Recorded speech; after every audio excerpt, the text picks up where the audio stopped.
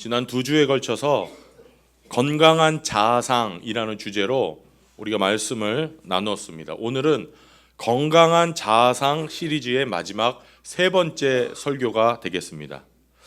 인간이 행복하고 보람 있는 삶을 살기 위해서는 건강한 자아상을 가져야 합니다. 왜냐하면 행복이라는 것은 사실은 주위의 환경보다는 내가 어떻게 생각하는지 또 내가 무엇을 생각하는지에 달려있기 때문입니다. 여러분 모두 다 잘 아시는 예가 있죠. 어떤 분이 꿀단지 하나를 선물로 줬습니다. 이게 토종꿀이고 아주 귀한 거예요. 아침 저녁으로 따뜻한 물에 한 숟가락씩 타서 먹으면 몸에 좋잖아요. 건강해지고 피곤하지도 않고 에너지도 생기고 한참 먹다 보니까 반을 먹었습니다.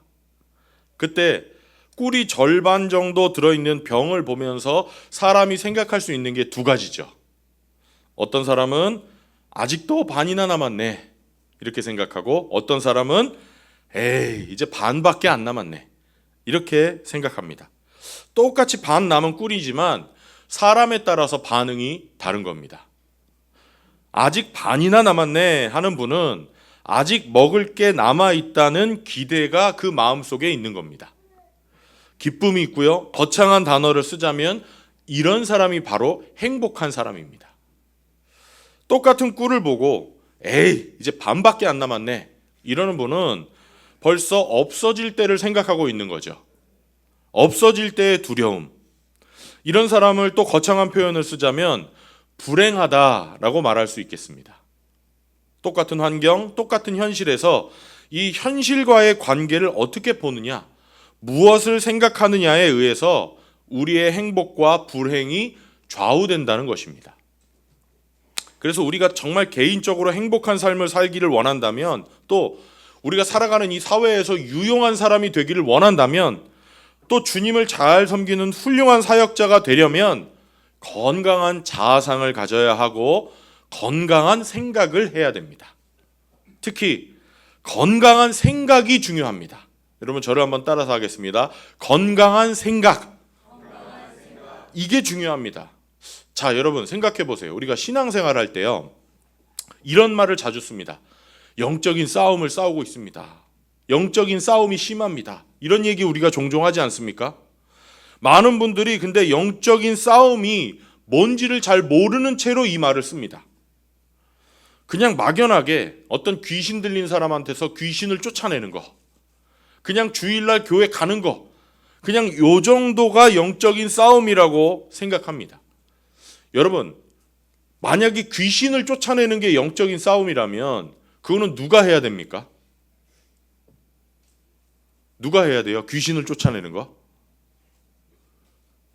예수님이 하시고요. 사도들이 했고요. 지금 시대는 누가 해야 됩니까?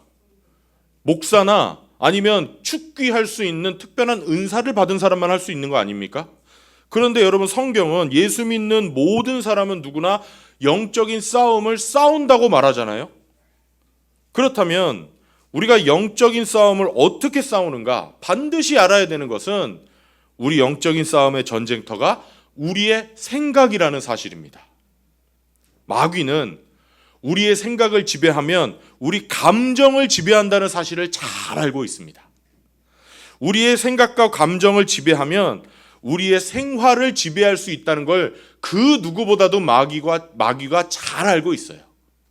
그래서 마귀는 제일 먼저 항상 우리의 생각을 공격합니다.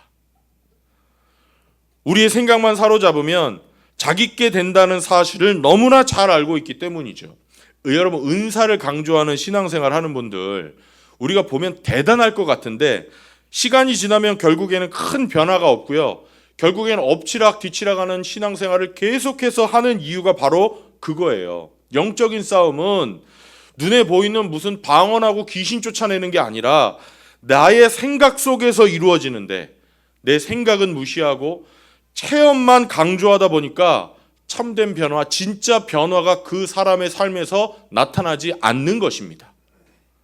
그래서 무슨 집회에 있다고 하면 와 하면서 열을 내고 쫓아가는데 큰 인생의 전환점이 될 것 같은데 그거 끝나고 나면 어때요? 어때요? 정작 생활에 큰 변화는 없습니다. 그래서 바울이 본문 로마서 12장 2절에서 말하는 거예요. 한번 읽어보겠습니다. 시작. 여러분은 이 시대의 풍조를 본받지 말고 마음을 새롭게 함으로 변화를 받아서 하나님의 선하시고 기뻐하시고 완전하신 뜻이 무엇인지를 분별하도록 하십시오. 빨간색만 다시 한번 읽겠습니다. 시작. 여러분은 이 세대의 풍조를 본받지 말고 마음을 새롭게 함으로 변화를 받아서 마음을 새롭게 함으로 변화를 받으십시오. 바울이 하는 얘기입니다. 생명의 삶 하신 분은 아시겠지만 이 앞절 로마서 12장 1절은 헌신에 대한 말씀이거든요. 2절은 헌신을 말한 다음에 곧바로 하는 얘기입니다. 여러분은 이 시대의 풍조를 본받지 말고 마음을 새롭게 함으로 변화를 받으십시오. 새로운 사람이 되기 위해서는 마음이 새롭게 되고 생각이 변해야 된다는 말씀입니다. 왜냐하면 우리의 생각이 우리 감정을 지배하고 궁극적으로 우리의 생활을 지배하기 때문입니다. 그래서 사탄은, 마귀는 항상 우리의 생각을 제일 먼저 공격합니다. 사탄을 부르는 이름이 성경에 여러 가지 나오는데요. 그 중에 자주 등장하는 이름이 하나는 파괴자고요. 또 다른 하나는 거짓말쟁이입니다. 사탄은 파괴합니다. 요한계시록 9장 11절에 보면 사탄에 대해서 이렇게 말합니다. 한번 읽어볼까요? 시작. 그것들은 아비소스의 사자를 자기의 왕으로 떠받들었는데 그의 이름은 히브리 말로는 아바돈이요 그리스 말로는 아볼로온입니다. 그리스 말로 아볼로온입니다 했지 않습니까? 여기 아볼로온이라는 말이 파괴한다라는 뜻입니다. 사탄은 우리를 파괴합니다. 그래서요, 사탄은 인간이 사탄을 잘 섬겨도 인간을 파괴합니다. 왜 사탄이 인간을 파괴하는가? 사탄의 본성이 파괴자이기 때문입니다. 그냥 사탄의 본성이 파괴예요. 하나님은 그 본성이 사랑이고 복을 주시는 분이기 때문에 사랑하지 않을 수가 없고 복 주시지 않을 수가 없는 거고, 반대로 마귀는요, 파괴자이기 때문에 파괴하지 않고는 견딜 수가 없는 겁니다. 그래서 마귀의 종노릇을 하면 인간이 파괴될 수밖에 없습니다. 마귀가 특히 인간을 파괴하려고 하는 이유는 자기 본성 때문이기도 하지만 또 다른 중요한 이유가 있습니다. 마귀가 어떻게 생겼는지 성경에 분명하게 나와 있지는 않지만 하나님을 대적하는 타락한 천사라는 건 우리가 알고 있습니다. 사탄과 악령들은 한마디로 말하면 하나님의 적입니다. 원수예요. 원수이고 적이기 때문에 누구를 미워하냐면 하나님을 미워합니다. 그런데 사탄이 자신의 적인 하나님을 다치게 할 수 있는 가장 좋은 방법이 뭐냐? 그게 뭘까요? 여러분이 미워하는 원수를 제일 마음 아프게 하는 방법이 뭐예요? 뭐예요? 그 사람이 제일 귀중하게 여기는 걸 파괴하면 되잖아요. 그걸 쿡 찌르면 되잖아요. 사탄도 이거 정확히 알아요. 하나님이 사랑하는 누구를? 사람을 다치게 하는 겁니다. 하나님은 인간을 하나님의 형상으로 만드셨고, 그래서 인간에 대해서는 특별한 사랑과 애착을 가지고 계시거든요. 마귀가 이걸 잘 알기 때문에 인간을 파괴시킴으로써 하나님을 다치게 하려는 겁니다. 이게 바로 사탄이 우리 인간을 파괴하는 또 다른 이유예요. 자, 그렇다면 어떻게 인간을 파괴하느냐? 거짓말을 믿게 함으로써 마귀는 인간을 파괴합니다. 그래서 첫 번째로 마귀가 우리에게 하는 거짓말에 대해서 생각해 보겠습니다. 마귀의 거짓말. 거짓말을 믿게 하면요, 사탄은 그 사람의 감정을 조절할 수 있고 궁극적으로는 그 생활을 조절해서 파괴로 끌고 갈 수 있기 때문에, 그래서 마귀는 거짓말을 통해서 우리 인간을 파괴합니다. 마귀가 쓰는 4가지 거짓말이 있습니다. 마귀가 인간에게 끊임없이 하는 4가지 거짓말. 첫째는 우리 인간의 가치는 성공에 달려 있다는 거짓말입니다. 인간의 가치는 성공에 달려 있다. 여러분, 인간의 가치가 성공에 달려 있다고 믿기 때문에 우리 성공하려고 애를 씁니다. 어떤 분에게 성공은 사업이 확장되는 거고요. 어떤 분에게 성공은 돈을 많이 버는 겁니다. 어떤 분들에게 성공은 학벌로 이름을 날리는 거고, 어떤 분들에게 성공은 자기 자녀를 좋은 학교에 보내는 겁니다. 종류는 다양하지만 자기 삶의 가치를 성공에서 찾기 때문에 우리는 길을 쓰려고 성공하려고 애를 씁니다. 그러는 중에 나와 가장 가까운 친구를 배반하기도 하고 주위 사람을 다치게 하기도 하고 학비만 대줬지 실제로는 자녀들의 마음을 한 번도 돌본 적이 없어서 다 잘못된 길로 가게 만들기도 하고 배우자의 마음을 살피지 않아서 매일매일 배우자가 눈물로 지새우게 만들고 이 모든 것을 잘 알고 있으면서도 애써 무시하면서 여전히 성공을 추구하기 위해서 달려갑니다. 왜? 내 삶의 가치는 어디에 있다? 성공에 있다고 믿기 때문입니다. 그래서 그렇게 해서 성공하면 행복할까요? 안 해봐서 모르시겠죠? 성공하면 행복할까요? 왜 안 행복할까요? 행복할 수가 없어요. 왜? 성공이라는 것은요, 상대적이거든요.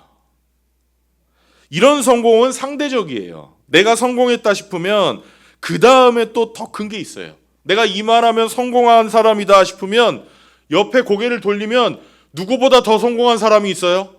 나보다 더 성공한 사람이 있어요. 끝이 없는 겁니다. 그래서 성공하면서 살면 마음속에는 행복이 있는 게 아니라 오히려 불평과 불만이 있을 수밖에 없습니다.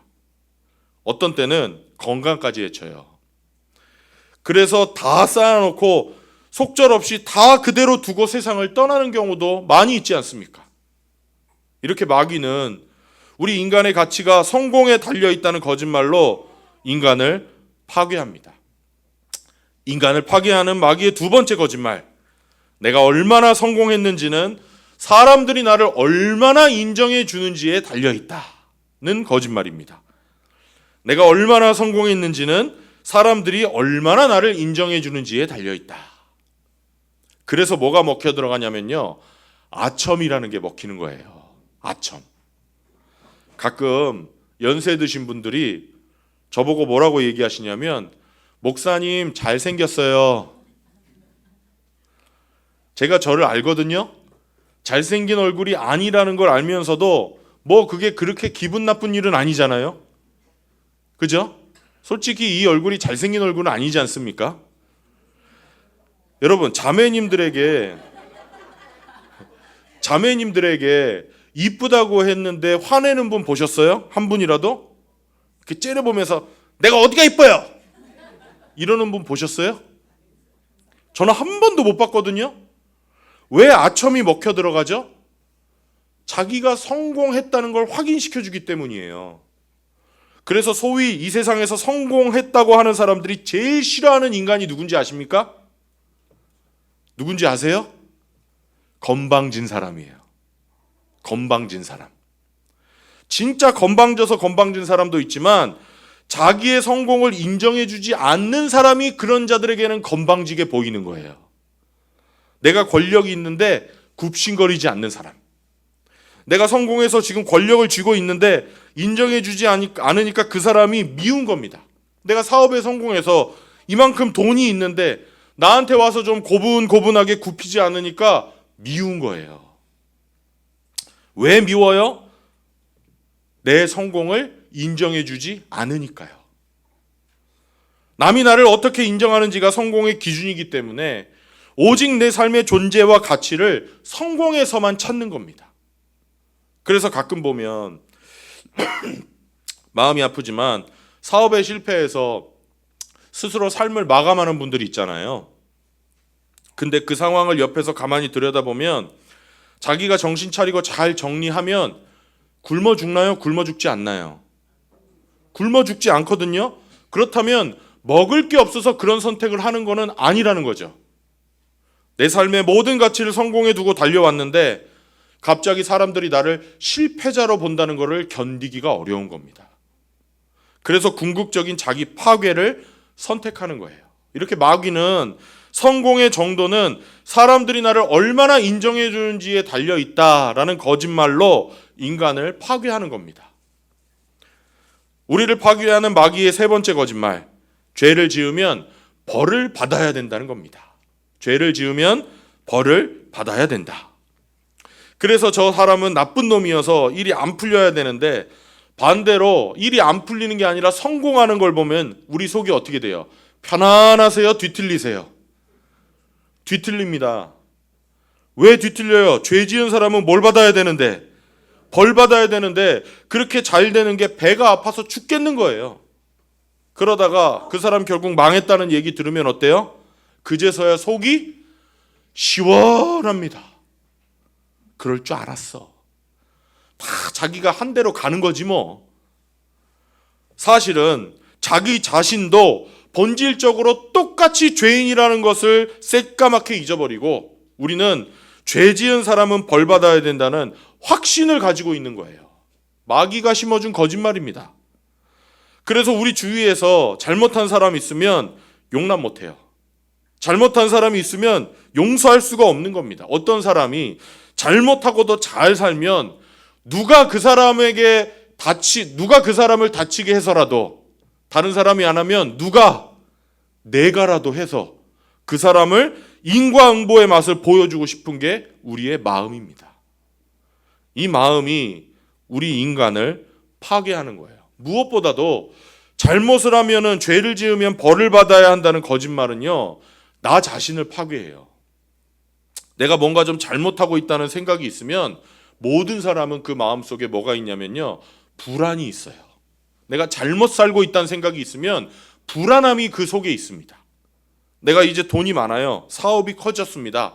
아이들이 잘 자라고 있습니다. 근데 마음속 깊은 곳에 내가 지금 뭔가 잘못하고 있다는 가책이 있으면 죄를 지으면 벌을 받아야 된다는 확신이 있으니까 언제 나에게 천벌이 내릴지 모른다는 두려움이 있는 겁니다. 돈을 벌면 벌수록 그런 두려움이 커져요. 사업이 커지면 커질수록 두려움이 커집니다.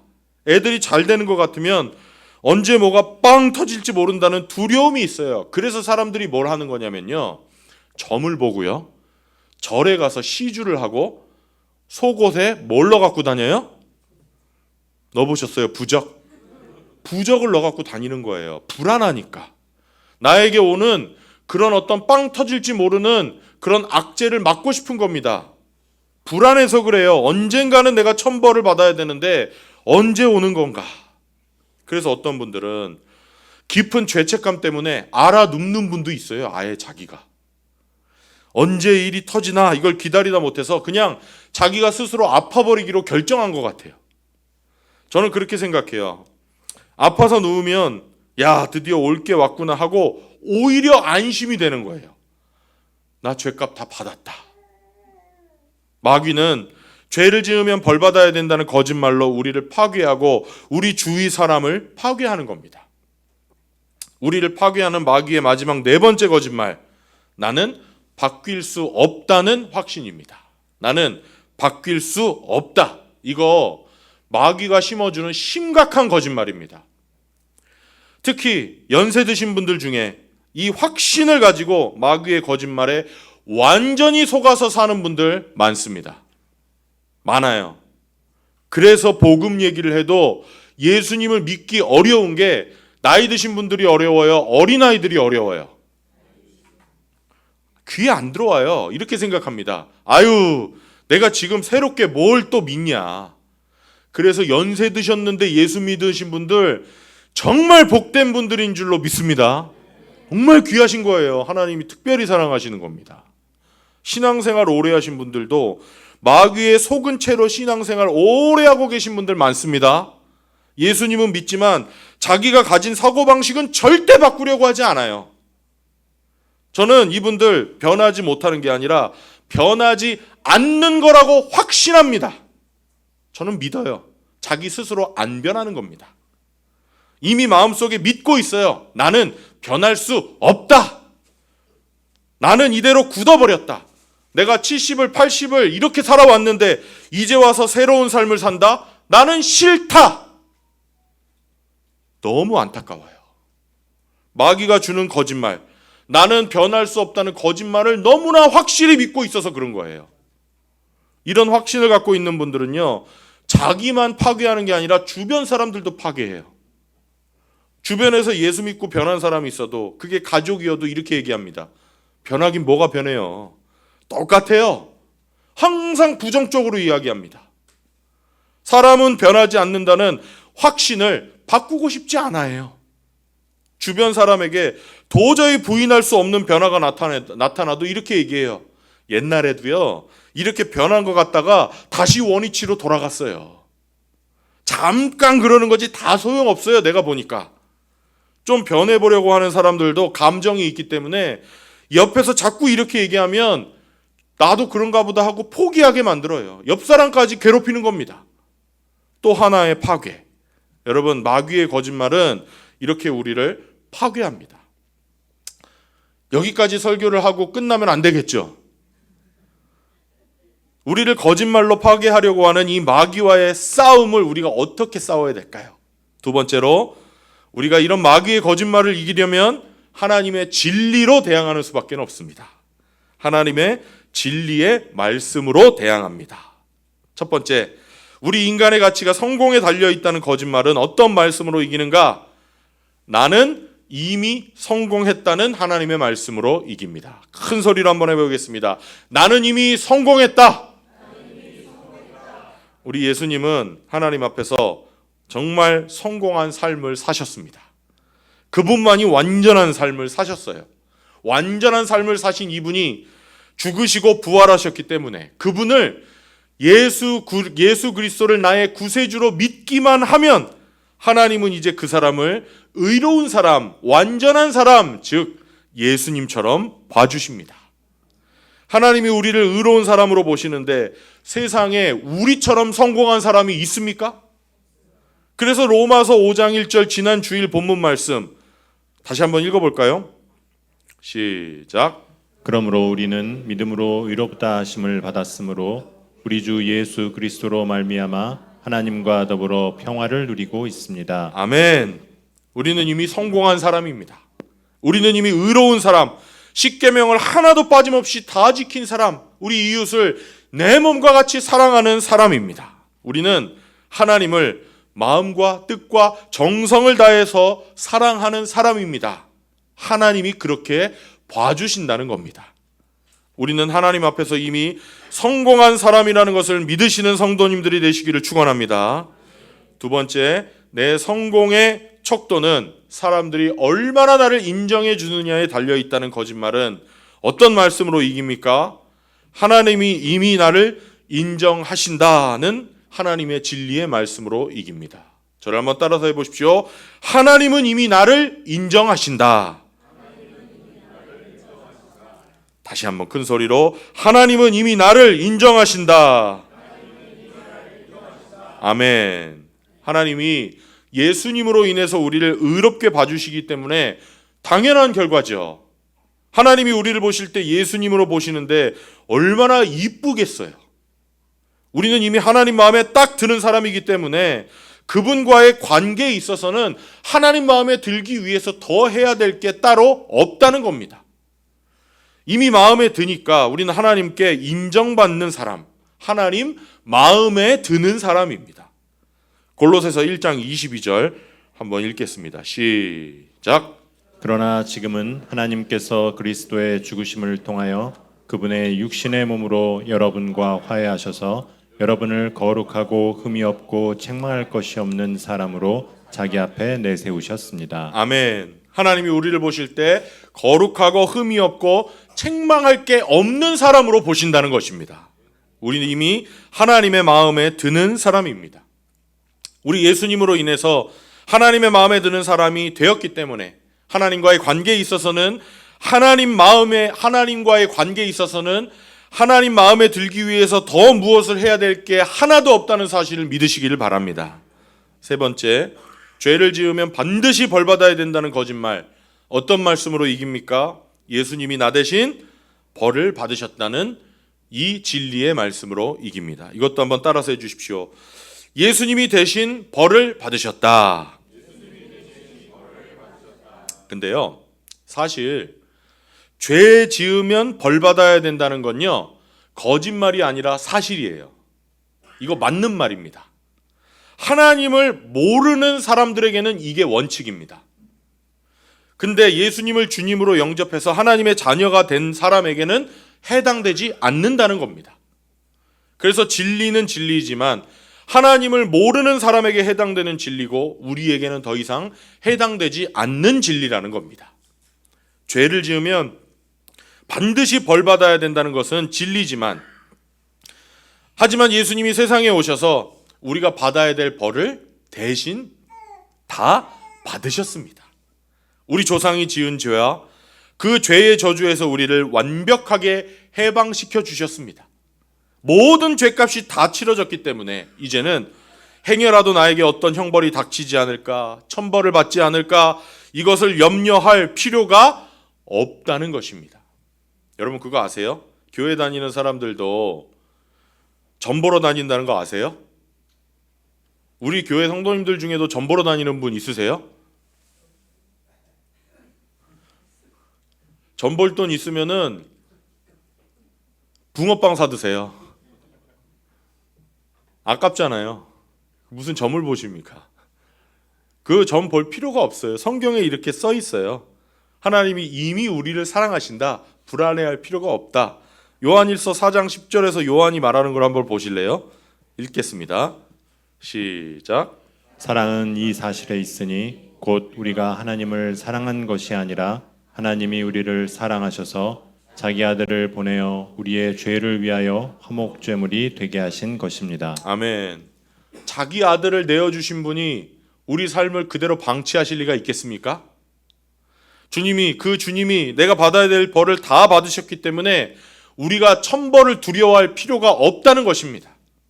주님이 십자가에서 저주의 죽음을 이미 죽으셨기 때문에 우리는 조상으로부터 내려오는 그 저주를 더 이상 두려워하면서 살 필요가 없다는 것입니다. 그래서 예수 믿으면요, 사주가 바뀌고 관상이 바뀌고 팔자가 바뀌는 겁니다. 여러분 믿기를 바랍니다. 저 관상 좀 바뀌지 않았어요? 제가 감히 말씀드리는데 우리 성도님들 예배 시작할 때 얼굴 이렇게 뵙잖아요. 그러면 10년 전하고 5년 전하고 지금은요 관상이 바뀌었어요. 정말입니다. 정말이에요. 네 번째, 나는 바뀔 수 없다는 거짓말. 어떤 말씀으로 이깁니까? 나는 새로운 피조물이라는 진리의 말씀으로 이깁니다. 우리 큰 소리로 한번 하겠습니다. 나는 새로운 피조물이다. 나는 바뀔 수 없다는 것도 안 믿는 분들에게는 맞는 말입니다. 하나님을 모르는 사람, 그 마음속에 성령님을 모시지 않아서 그 안에 성령님의 능력이 없는 분들은요 바뀔 수 없습니다. 왜? 인간을 바꿀 수 있는 건 자기 자신이 아니라 성령님이거든요. 자기 사고방식도 바꿀 수 없고 자기 성격도 바꿀 수 없고 그 무엇도 바꿀 수가 없습니다. 그런데 예수님을 주님으로 영접한 사람은 바뀔 수 있습니다. 왜냐? 고린도후서 5장 17절에 이 말씀 때문입니다. 읽겠습니다. 시작. 누구든지 그리스도 안에 있으면 그는 새로운 피조물입니다. 옛것은 지나갔습니다. 보십시오, 새 것이 되었습니다. 아멘. 여러분 이 글을 쓴, 이 말씀을 쓴 사도 바울이 중간에 보십시오 하고 넣었죠. 다시 주목하라는 거예요. 아마 이거를 연설로 했으면, 설교로 했으면 이 부분에서 바울이 소리를 질렀을 겁니다. 새로운 피조물입니다. 여러분 좀 보십시오. 그랬을 거예요. 다시 한번 읽어보겠습니다. 시작. 누구든지 그리스도 안에 있으면 그는 새로운 피조물입니다. 옛것은 지나갔습니다. 보십시오, 새 것이 되었습니다. 아멘.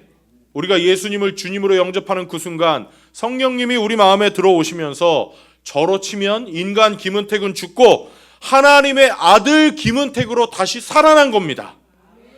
세례가 상징하는 게 그거예요. 인간 아무개는 죽고 하나님의 자녀 아무개로 다시 살아났다는 걸 보여주는 상징적인 예식이 바로 세례입니다. 그렇습니다. 예수님을 주님으로 영접한 사람들은 새로운 피조물입니다. 새로운 피조물이라는 게 무슨 뜻이에요? 새로운 피조물인 우리에게는 새로운 욕망, 새로운 능력, 새로운 운명이 주어졌다는 것입니다. 이제는 내가 옛날에 하지 못하던 것을 할 수 있는 역사가 일어난다는 것입니다. 내가 할 수 있을 거라고 생각지 못했던 것을 하게 되는 능력이 주어졌습니다. 우리는 새로운 운명, 새로운 욕망, 새로운 능력을 가진 새로운 피조물임.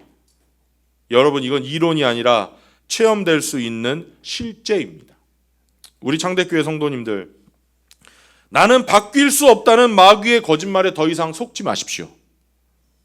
나는 새로운 피조물이라는 이 말씀으로 매일매일 싸워서 이겨나가시기를 축원합니다.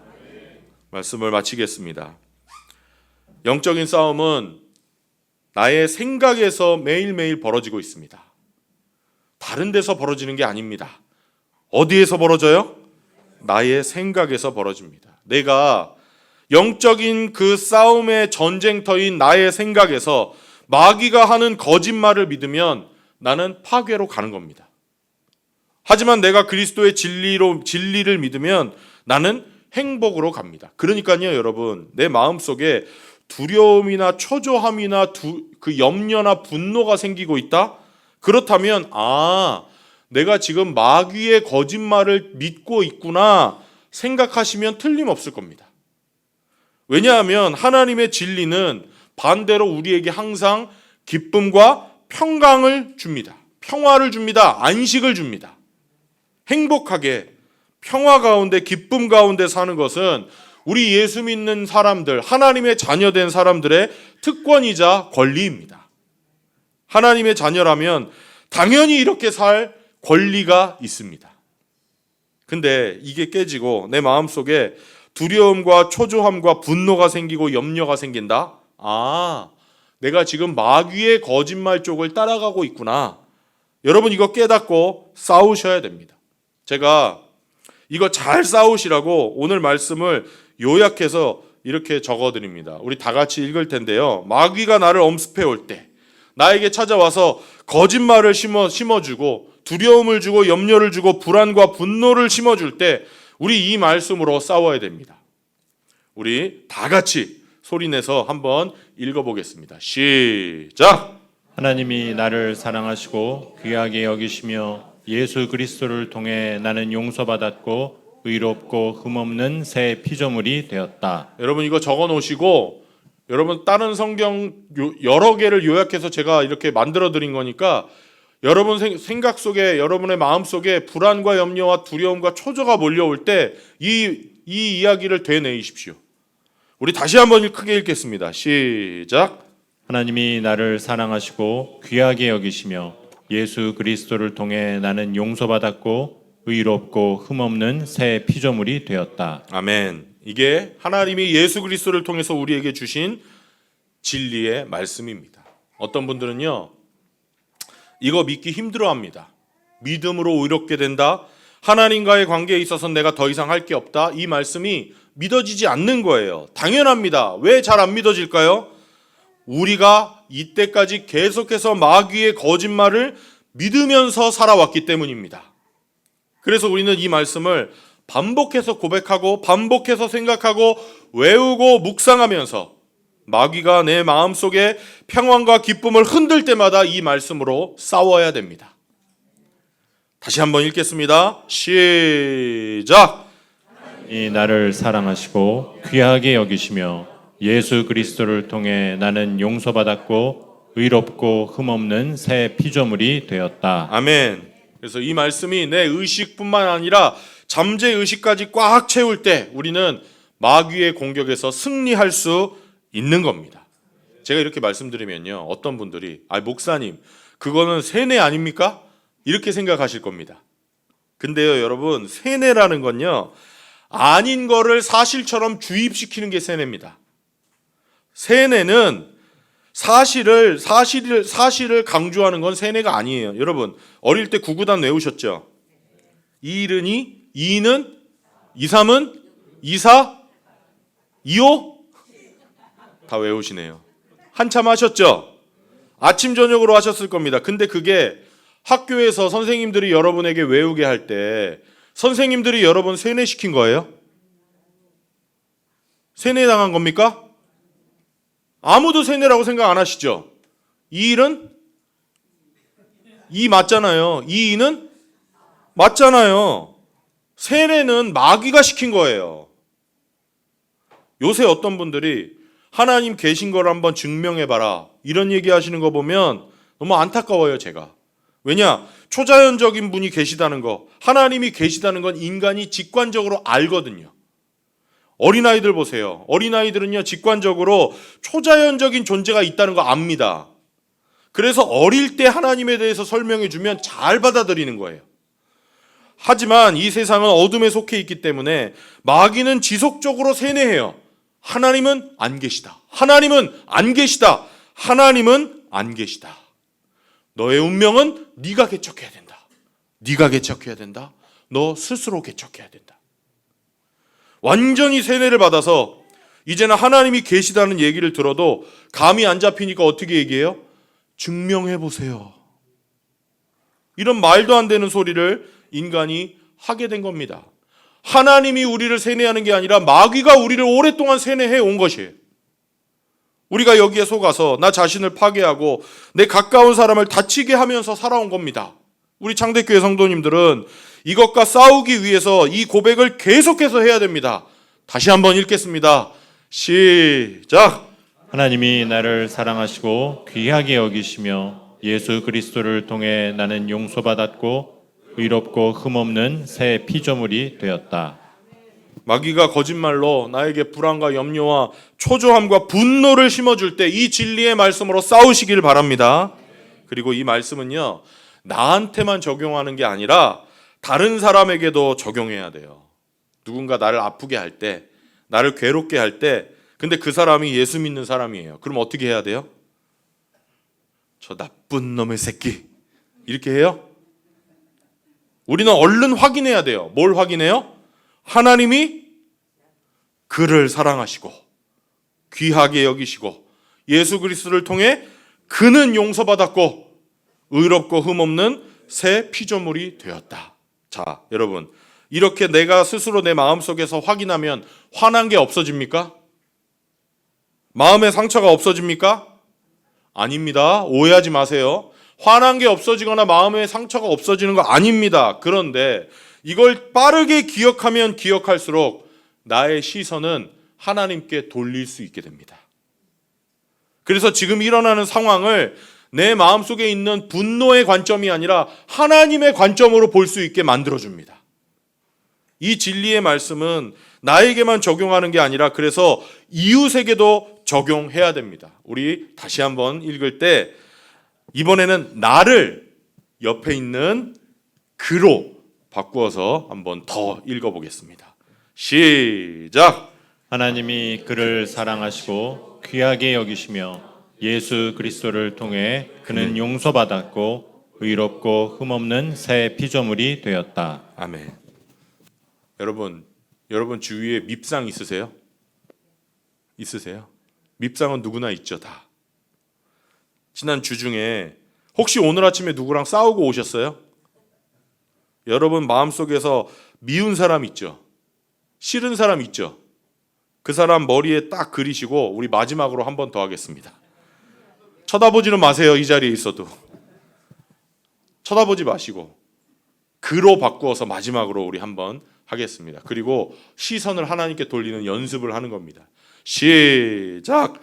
하나님이 그를 사랑하시고 귀하게 여기시며 예수 그리스도를 통해 그는 용서받았고 의롭고 흠없는 새 피조물이 되었다. 아멘. 이것이 진리의 말씀입니다. 우리는 그동안 너무 마귀의 거짓말에 속아서 나 자신을 다치게 하고 이웃을 다치게 하고 파괴의 길, 멸망의 길로 가고 있었습니다. 마귀의 거짓말을 우리는 이제까지 진리라고 생각하면서 살아왔기 때문입니다. 여러분, 만약에 하나님이 안 계시다면요, 오늘 제가 40분 동안 여러분에게 드린 이 말씀은 이 세상에서 말하는 무슨 기술, 테크닉에 지나지 않습니다. 그러나 예수님이 정말 이 세상에 오셨다는 역사적인 사실이 있고요, 그분이 십자가에서 죽으셨다는 역사적인 사실이 있고요, 그분이 무덤에서 부활하셨다는 역사적인 사실이 있습니다. 예수님의 제자들이 이 사실을 증언했고 그 제자들이 증언한 것을 기록으로 남겨놓았고, 그랬기 때문에 우리는 이게 단지 이 세상을 살아가는 기술이나 테크닉이 아니라는 것을 확실히 믿을 수가 있는 것입니다. 우리가 이렇게 생각하는 것은 단지 마음에 평화를 얻기 위한 게 아니라는 말씀입니다. 이것이 진리이기 때문입니다. 우리 모든 성도님들 이 진리 안에서 살아가시기를, 건강한 자아상을 가지고 살아가시기를 주님의 이름으로 축원합니다. 기도하겠습니다. 우리 다 같이 눈을 감으시고